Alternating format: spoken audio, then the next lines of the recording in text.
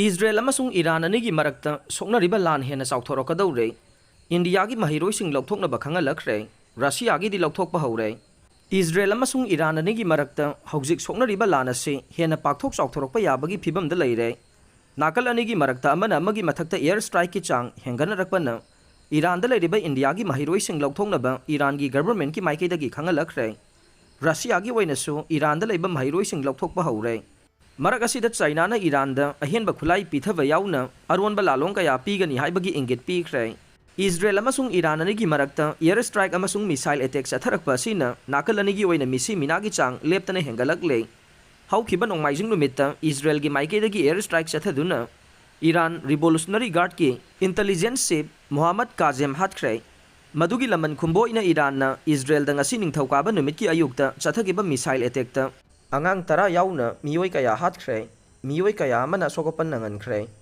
Iran gi health minister na marakasida phongdokibada. Hauki bairai numitagi Israel na Iran gi nuclear amadi military infrastructure yauna mafam kaya da chathagiba air strike ta.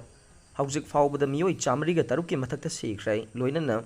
mioi chatruki mathakta sokopan nangle marakasida US President Donald Trump na Israel amasung Iran laibak anigi marakta. Ceasefire taunaduna waroisina mapurakna phongdokkhre adubu Iran amasung Israel laibak anigi marakta hairiba wafam adu amata yanakhide lan asi hena pakthok chaothorakpadagi Russia gi maikaidagi haukiba nongmaijing numitagi hauna Russian civilian sing amasung Maheiroising Louthokpa haukhre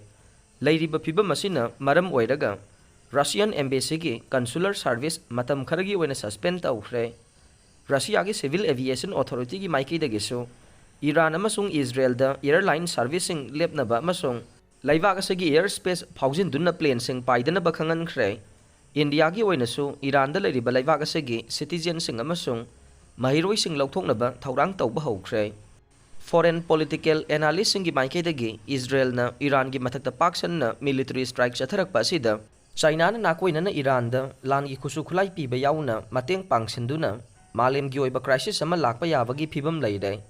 Middle East da China gi oina khudong thiningai oiba phibam kaya lakpa sina maram oiraga China na Iran da khulai lalonbagi chang asi hengalakpa yana leire